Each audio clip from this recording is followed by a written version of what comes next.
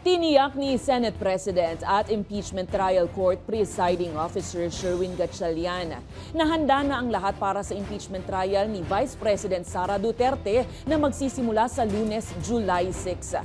Ipinauubaya naman ni Gatchalian sa impeachment court ang pagbubukas sa selyadong mga kahon ng BIR, laman ang tax records ng pangalawang Pangulo. Ang balitang A to Z ni Ace Cruz.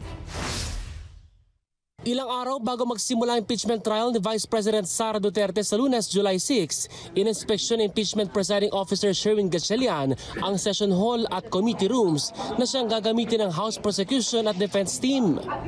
We're very prepared. Handa na tayo. Sa session hall, nakaayos na mga upuan ng senator judges na nakaharap sa witness stand. Pati ang pwesto ng prosecution at depensa sa magkabilang gilid.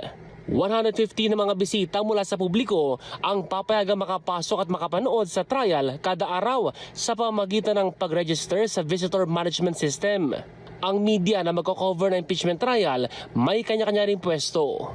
Kaugnay naman sa selyadong kahon na naglalaman ng tax documents ni na Vice President Duterte at asawa niyang si Manasseh Carpio, tinanong ng media si Gatchalian kung tuluyan na itong bubuksan. When the time comes, I'm sure in prosecution, pag i-release yun, then we'll decide on that now. Alas 2 ng hapon sisimula ng trial sa July 6 hanggang July 27 tuwing Lunes, Martes at Miyerkules.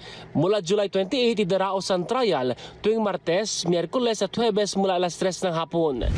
Una nang humiling sa impeachment court ang prosecution ng 62 trial dates habang kalahati lang nito ang hiniling ng depensa.